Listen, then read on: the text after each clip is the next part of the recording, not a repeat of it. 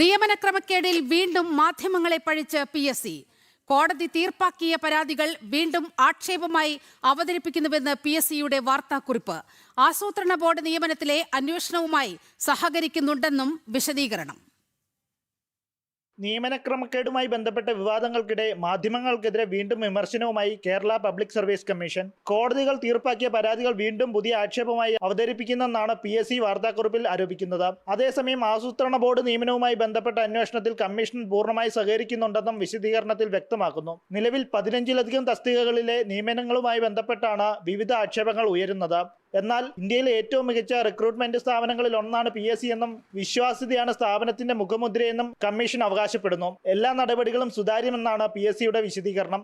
ആസൂത്രണ ബോർഡ് പരീക്ഷാക്രമക്കേടിലെ അന്വേഷണത്തിന്റെ ഭാഗമായി കമ്മീഷന്റെ കമ്പ്യൂട്ടർ സംവിധാനം പരിശോധനയ്ക്കായി കൈമാറിയിട്ടുണ്ടെന്നും അന്വേഷണ ഏജൻസികളുമായി പൂർണ്ണ സഹകരണം തുടരുകയാണെന്നും വാർത്താക്കുറിപ്പിൽ പറയുന്നു. അതേസമയം അസിസ്റ്റന്റ് ഇൻഫർമേഷൻ ഓഫീസർ നിയമനത്തിൽ പ്രസന്റ് സർട്ടിഫിക്കറ്റ് പ്രവൃത്തി പരിചയ സർട്ടിഫിക്കറ്റായി പരിഗണിച്ചത് PRD അംഗീകരിച്ചതിന്റെ അടിസ്ഥാനത്തിലാണെന്നാണ് PSCയുടെ വിശദീകരണം.